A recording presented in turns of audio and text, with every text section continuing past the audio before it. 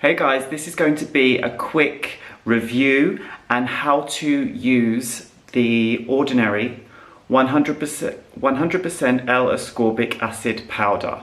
Now, I wrote a review on this on the blog a little while ago, and it has been the most popular review out of anything I've ever reviewed on the blog.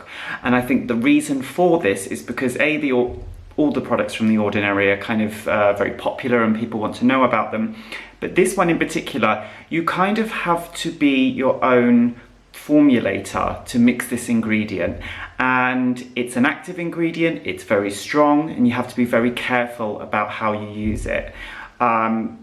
The L-Ascorbic acid is the gold standard of vitamin C ingredients. It will reduce hyperpigmentation. It also has the ability to be anti-aging, remove fine lines. With continued use, it will help produce more collagen in the skin, and it also works as a powerful antioxidant. So all of those combined make it a really good ingredient. It's kind of brightening the skin, antioxidant, anti-aging. It's brilliant.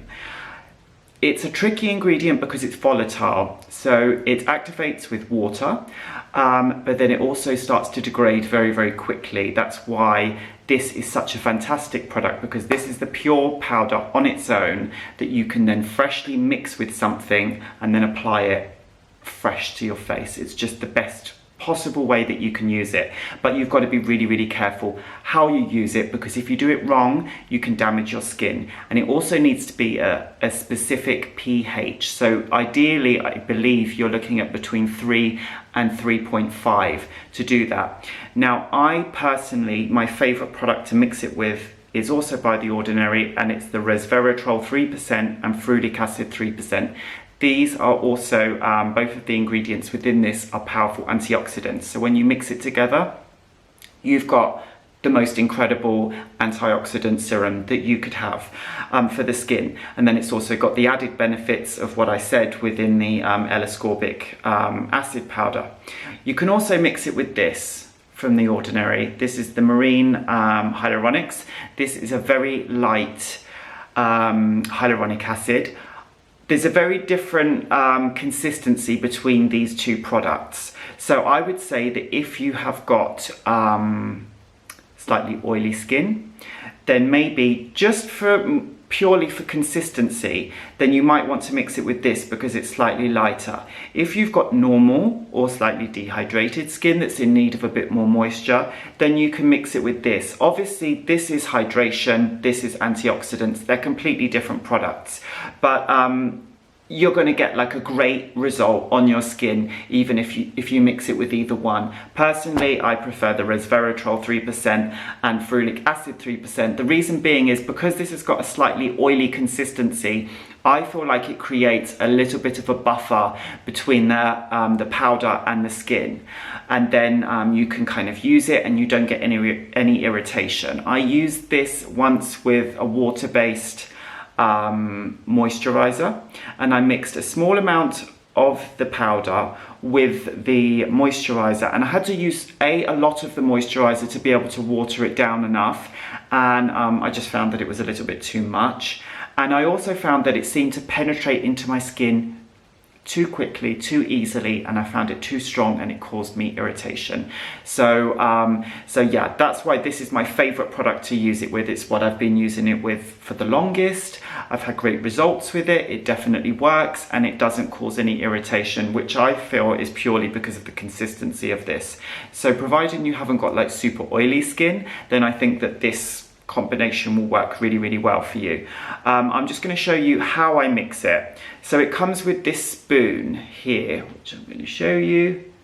Now, I don't think that Decium, who make this product, I don't think that they had this spoon specifically made for this product. I think that whoever they order their bottles and jars from, they just had this spoon from the catalogue and they ordered it because basically it's too big. You don't need even half the spoonful of this product. So what I recommend that you do is that you use it with this end and then you just scoop it out, and that's what I'm going to do now.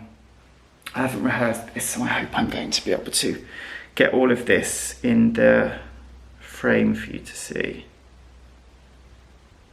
This is like the downside of the product, unless you enjoy being your own scientist and mixing everything together. Otherwise, it's a bit of a faff if it's like 9 o'clock in the morning and you're trying to get out of the door to get to work and you have to do this. Okay, so that's the amount. I sound like I'm being very serious in this video compared to usual, but I feel like there's so much information and I just want to kind of get the best, you know, information to you in the best way. That's why I'm so serious. So that's the powder, teeny tiny amount.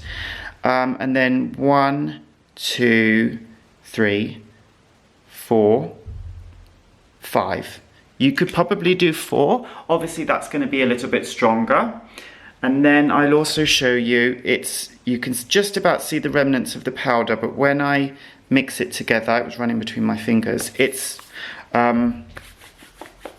there, it's like completely dissolved, and then you can just like press that all onto your face. I recommend that you apply this as like the first product, and then the marine hyaluronics, if you haven't mixed it with that already, you can then put that on top. So you've got like the antioxidant straight on your skin, ready to scavenge any kind of free radicals caused by pollution and the UV. That's what this product is great for. And then you can then go on and put the marine hyaluronics on top, and then that will kind of plump up your skin and give you the hydration. That's the way that I think is the best way to use it. That's the way that works for me. It's a really good value product. If anything, you get too much of it. It costs between, I think, £5 and £6. This has to be used within 6 months. It says here, it's not showing. It has to be used within 6 months. So you've got a lot of product that you're going to struggle to get through in 6 months. So the other options that you could use it with your shower gel, for instance, and it's trial and error. So always start and use a little bit less, and then if you feel like it wasn't quite strong enough, then use a little bit more next time, but use it with caution because you can really sensitize your skin. So always start with caution and then you can add it up. But anything that's a water-based formulation, so if that's a body cream or a shower gel, I think that you can mix it with that as long as you don't use too much, and then you can literally just have it as a fantastic antioxidant brightening product that you can use as and when you need to. It's always important when you use this type of thing to use an SPF during the day. It's always important to use an SPF anyway, but especially when you're using these type of actives, to put an SPF on top and protect your skin is really important. And also, this is very sensitive to the light, that's why it's in the special packaging. So if you are using it during the day, it's important that you put the SPF on as well to protect the product itself from the light as well as your skin. I think that's it. Sorry for being so serious. I just really wanted to get all of the information across in the quickest time possible without making any mistakes. If you've got any questions, leave a comment in the comment section and I will get back to you. We can continue the conversation there. Please don't forget to like and subscribe, and I will see you next time. Take care. Bye.